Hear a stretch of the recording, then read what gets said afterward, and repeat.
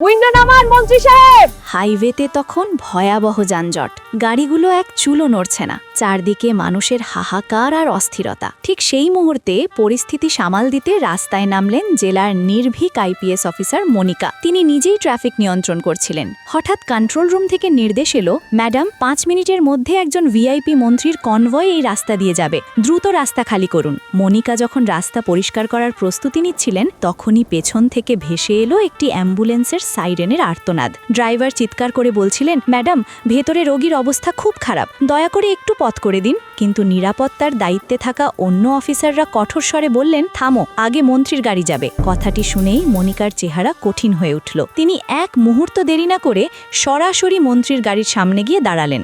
বলিষ্ঠ কণ্ঠে তিনি ঘোষণা করলেন, আজ আগে কোনো ভিআইপি নয়, আগে অ্যাম্বুলেন্স যাবে। যদি রোগীর কিছু হয় তবে তার দায়ভার এই ভিআইপি সিস্টেমের উপর বর্তাবে। পরিস্থিতি দেখে স্বয়ং মন্ত্রী জানালা দিয়ে মুখ বাড়িয়ে অ্যাম্বুলেন্সটিকে আগে যেতে দেবার নির্দেশ দিলেন। মনিকার সাহসিকতায় পুলিশ দ্রুত রাস্তা তৈরি করে দিল এবং অ্যাম্বুলেন্সটি ঝড়ের বেগে বেরিয়ে গেল। মনিকা শান্ত স্বরে একটি ধ্রুব সত্য উচ্চারণ করলেন, ক্ষমতা আর রাজনীতি পরে, জীবনের মূল্য সবার আগে।